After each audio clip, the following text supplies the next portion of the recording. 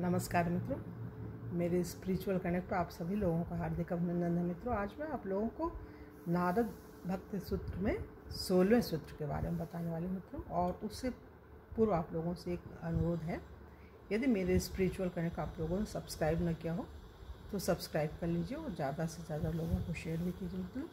चलिए हम लोग शुरू करते हैं सूत्र नंबर 16 के बारे में। पराशर मुनि के पुत्र श्रील व्यासदेव कहते हैं कि भक्ति विभिन्न प्रकार के भगवत पूजन में अनुराग है। इसका अर्थ सुनिए मित्रों। पूर्व सूत्र में, पहले के सूत्र में नारद मुनि ने विश्वास दिलाया था कि वे हमें विभिन्न प्रामाणिक मतों के अनुसार भक्तिमय सेवा के कुछ लक्षण बताएंगे। श्रीमद् भागवतम में 12 महाजनों या कृष्ण भावना भावित प्रामाणिक आचार्यों का वर्णन हुआ है एवं उनमें से कोई एक महाजन भक्ति के किसी विशिष्ट लक्षण पर अन्यों से अधिक बल दे सकता है। भगवान अनंत प्रकार के गुणों एवं लीलाओं के आगार हैं और यह स्वाभाविक है कि भक्तगण विशिष्ट प्रकार की सेवाओं का अनुमोदन करें। फिर भी समस्त भक्तगण सिद्धांत या स्वीकृत निष्कर्ष पर एक मत है। भक्ति अशेष मनोधर्मी चिंतन का विषय नहीं है। भक्ति अशेष मनोधर्मी चिंतन का विषय नहीं, जैसा कि पाश्चात्य दर्शकों में पाया जाता है। नारद द्वारा उद्धृत प्रथम मत श्रील व्यासदेव का है, जो नारद के अनेक महान शिष्यों में से एक हैं। नारद के श्रद्धापूर्ण शिष्य होने के अलावा व्यासदेव वेदों के संग्रहकार हैं एवं इसलिए उनके मत नारद के मतों से विरोधी नहीं हैं। भक्ति के वर्णन में व्यास द्वारा प्रयुक्त शब्द पूजा एवं अनुराग है। इनका आशय गंभीर एवं पूर्ण आसक्ति से किया गया भगवद चिंतन है। भक्तगण पूजा कर सकते हैं, किंतु वे उसे बाह्य अनुष्ठान समझते हैं।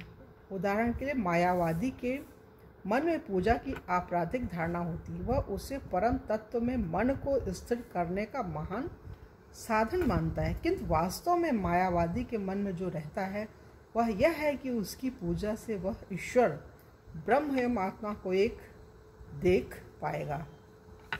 अन्य शब्दों में वह सोचता है कि भगवान को भजने से वह भगवान बन जाएगा। मायावादी स्पष्ट रूप से तर्क देते हैं कि विग्रह पूजा करते समय व्यक्ति का सर्वप्रथम एवं सर्वप्रधान ध्यान आत्म ब्रह्मैक्य पर होना चाहिए। यह पूजा का श्रद्धाहीन तथा कपटी रूप है। मायावादी विग्रह को फल या फूल की भी अर्पित कर सकता है। मायावादी विग्रह को फल या फूल भी अर्पित कर सकता है, किंतु उसका आग्रह भगवत प्रेम पाने का नहीं, अपितु परम तत्व से पूर्ण एकता प्राप्त करने का होता है, जिसे वह सोचता है कि वह भक्तों की गतिविधियों का अनुकरण करके पालेगा।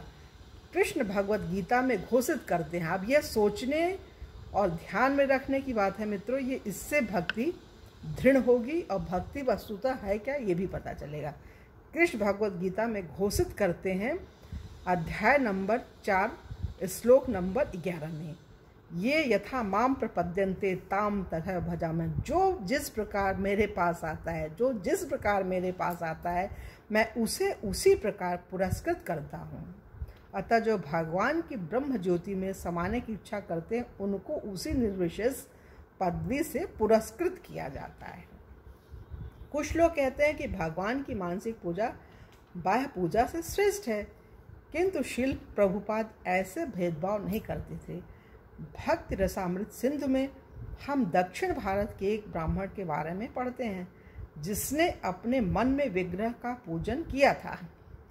ब्राह्मण निर्धन था एवं पूजा की सामग्री नहीं जुटा सकता था, किंतु अपनी मानसिक पूजा में उसने कल्पना की कि वह सोने चांदी के बर्तन ला रहा है, उन्हें जल से भर रहा है एवं बहुत ऐश्वर्यपूर्ण विग्रह पूजा कर रहा है। भगवान चैतन्य महाप्रभु के एक अंतरंग भक्त नृसिंह आनंद ब्रह्मचारी ने भी मानसिक पूजन किया था। एक बार उन्होंने मन में फूलों तथा रत्नों द्वारा एक पथ को सजाया, इस अपेक्षा में कि भगवान चैतन्य महाप्रभु वहाँ आएंगे। भगवान चैतन्य महाप्रभु वहाँ आएंगे और चलेंगे। अतः भगवान की मानसिक पूजा निसंदेह प्रामाणिक है, किंतु जबकि भक्तगण काल में एवं परिस्थितियों के अनुसार मानसिक पूजा करते हैं, जब अवसर आता है तो वे मंदिर अर्चन हेतु निर्धारित दीप धूप आदि अर्पण करने से भी नहीं चूकते। मानसिक या बाह्य किसी भी रूप में वे भगवान के आध्यात्मिक रूप का ही सतत पूजन करते हैं। एक गंभीर भक्त की पूजा कभी भी केवल यांत्रिक नहीं होती, अपितु अनुराग सहित होती है। वास्तविक पूजा मन, इंद्रियों तथा समस्त शारीरिक अंगों से होती है। अब अतः पूजन का अर्थ सीमित नहीं है। व्यक्ति की सभी ऐन्द्रिक एवं मानसिक क्रियाओं का भगवत सेवा में नियुक्ति इसके अंतर्गत। जैसा भगवान कृष्ण कहते हैं, क्या कहते हैं मित्रों, मैं सब आध्यात्मिक एवं भौतिक लोकों का स्रोत हूँ। हर वस्तु मुझसे उद्धृत है, मतलब निकली हुई है। जो बुद्धिमान लोग यह अच्छी तरह जानते हैं वे मेरी भक्तिमय सेवा में नियुक्त होते अतः तथा अपने पूर्ण हृदय से मेरा भजन करते हैं। भगवत गीता के 10वें अध्याय के 8वें श्लोक में भगवान ने ये बात कहा है। भगवान कृष्ण महात्माओं का वर्णन भक्ति से सदा मुझे भजने वाली महान आत्माएं कहकर करते हैं। आराधना के अंतर्गत कई क्रियाएं हो सकती हैं, किंतु पूजा शब्द विशेष रूप से मंदिर में अर्चा विग्रह की आराधना है। यद्यपि भगवान चैतन्य महाप्रभु स्वयं श्री कृष्ण थे, तथापि वे पुरी के मंदिर में भगवान जगन्नाथ की पूजा करते थे। चैतन्य महाप्रभु प्रत्येक दिन विग्रह का दर्शन करने जाते थे एवं महान दिव्य आनंद का अनुभव करते थे। जब रथ यात्रा से पूर्व अनावसर के समय भगवान जगन्नाथ मंदिर में अनुपस्थित होते थे तो चैतन्य महाप्रभु को उनकी अनुपस्थिति की तीव्र पीड़ा का अनुभव होता था तथा वे एकांतवास में अलालनाथ चले जाते थे। अतः विग्रह पूजा केवल नवदीक्षितों के लिए नहीं है, न वह निर्विशेष ध्यान का साधन मात्र ही है, यह भक्तिमय सेवा का आवश्यक अंग है। यद्यपि इस युग में पवित्र भावनाओं का जप भक्तिमय सेवा की अग्रणीय पद्धति है, तथापि भक्त को कलयुग में दूषण की प्रबल प्रवणताओं के प्रतिकरण हेतु अर्चा विग्रह की पूजा भी करनी चाहिए। यह शील जीव गोस्वामी का मत है। मतलब अर्चा विग्रह जो घर में या मंदिर में जो प्रतिमा होती है, मूर्ति होती है, उसकी पूजा के लिए बोल रहे हैं।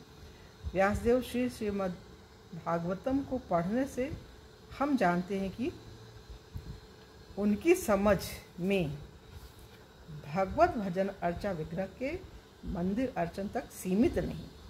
श्रीमद् भागवतम के 7वें स्कंद में प्रहलाद महाराज भक्तिमय सेवा की 9 पद्धतियों का वर्णन करते हैं।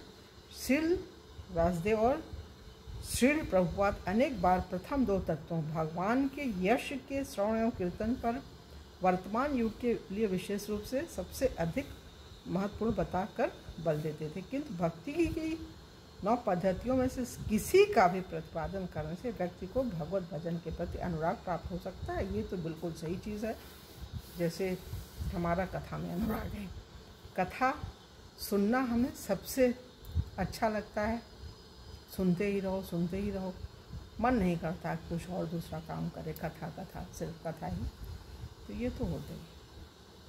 तो भगवान पहली भक्ति भी बोला गया ना, श्रवण भक्ति। तो भगवान और भगवान के भक्तों की कथा को सुनने से भक्ति बढ़ती है और भगवान की कृपा से मिलती है ये भक्ति, और पूर्व जन्म से तैयारी रहती है व्यक्ति के भक्तिमय मार्ग पर वो कैसे बढ़ेगा, कब उसकी जीवन में कौन सी घटना घटेगी, ये तो भगवान पूरा वो करके लिख करके उसके भाग्य में भेजते हैं और भक्ति की राह पे चलता है।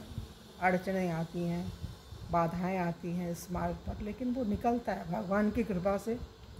वो इन बाधाओं को पार करता हुआ भगवान को प्राप्त कर लेता है। मित्रों, तो ये 16वां सूत्र पूरा हो रहा है। और यदि आप लोगों को अच्छा लगे तो मेरे इस स्पिरिचुअल चैनल को आप लोग सब्सक्राइब कीजिए। लाइक कीजिए मित्रों, शेयर भी कीजिए। तो अपनी वाणियों को यह विराम दे रहा हूँ और कल की वीडियो में आप लोगों से पुनः मिलेंगे तो 7वें सूत्र की चर्चा करेंगे मित्रों। तब तक के लिए जय हिंद, जय भारत। ओम शांति, ओम शांति, ओम शांति।